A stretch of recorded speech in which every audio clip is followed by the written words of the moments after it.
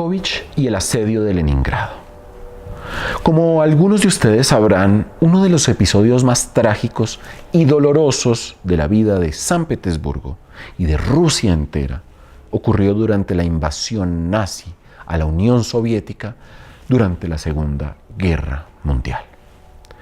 El 22 de junio de 1941, el ejército alemán cruzó en pie de guerra su frontera al este, dando inicio a uno de los episodios más violentos del siglo XX y de todos los tiempos, que tendría consecuencias desastrosas sobre Rusia, bastante golpeada por la mano de hierro de José Stalin. Los petersburgueses vieron sorprendidos cómo los alemanes llegaron hasta las puertas de su ciudad tan solo 3 meses después de iniciadas las hostilidades.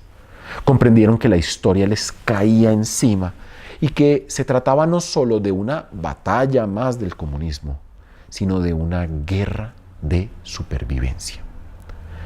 Estaban dispuestos a defender cada metro de su ciudad, pero lo que no se imaginaban era que los planes de Hitler no eran de combatirla frontalmente, sino de cercarla y dejarla morir de hambre en lo que se conoce como el asedio más largo de los tiempos modernos.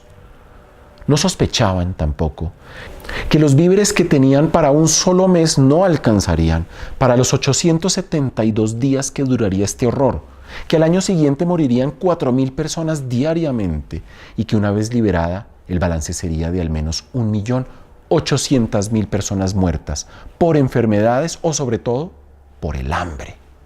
Hasta el 27 de enero de 1944 oyeron día y noche los bombardeos de la Luftwaffe y vieron cómo la gente caía exánime a la entrada de sus casas.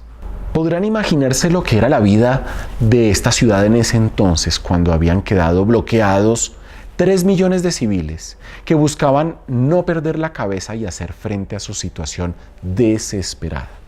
De hecho, a los bloqueados, como se les llama en Rusia, a las personas que vivieron ese infierno, no les gusta hablar del tema y evaden todo tipo de preguntas. Sus ojos se pierden en el tiempo y uno nunca sabe en qué parte de su memoria deambulan mientras responden con evasivas. Pues bien, durante esos años la vida tenía que continuar a como diera lugar.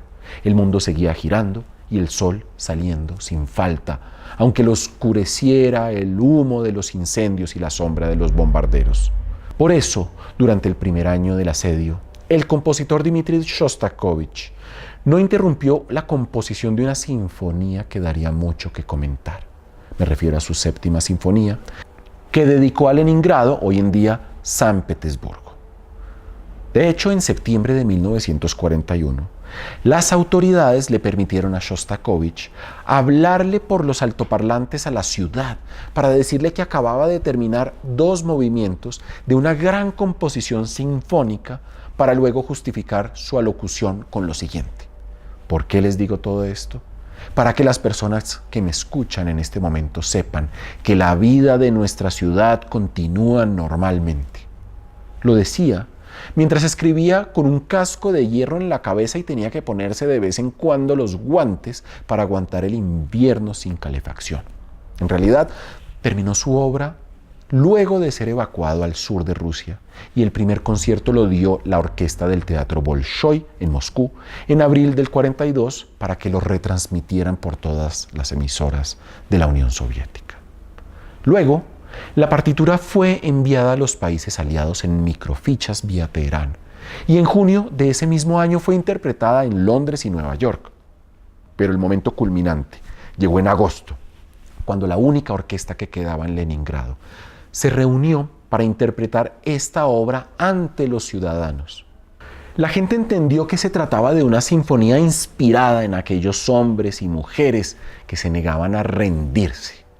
Para que el concierto pudiera llevarse a cabo, hicieron una convocatoria para reemplazar a los músicos desaparecidos porque solo quedaban 15 y se les dio ración doble para que pudieran sostener los instrumentos.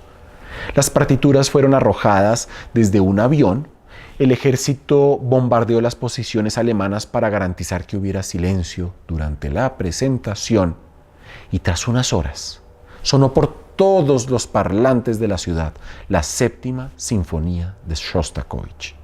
No sonaron las alarmas, nadie transmitió mensajes oficiales, los nazis no soltaron sus bombas, solo se oyó la orquesta en medio de la desolación. Desde entonces, mucho se ha opinado sobre esta obra. Algunos dicen que se trata de una crítica al nazismo, otros afirman que fue compuesta en parte antes de la invasión y que por esa razón también es una crítica al estalinismo. Pero más que polémicas, algunos no podemos dejar de oír la séptima sinfonía y las bombas caer sobre San Petersburgo y el ejército alemán marchando hacia los suburbios de la ciudad. Los vemos destruyendo los palacios imperiales mientras del otro mujeres, hombres y niños abren trincheras preparándose para la más dura prueba de su historia. Por eso, lo que se nos olvida muchas veces es tener en cuenta el rol fundamental que jugó para los bloqueados de Leningrado esta sinfonía. Esa voluntad de resistirse a caer en la desolación y de afirmar que a pesar de todo, la capital de los zares fue y sigue siendo uno de los principales centros culturales de Europa y del mundo.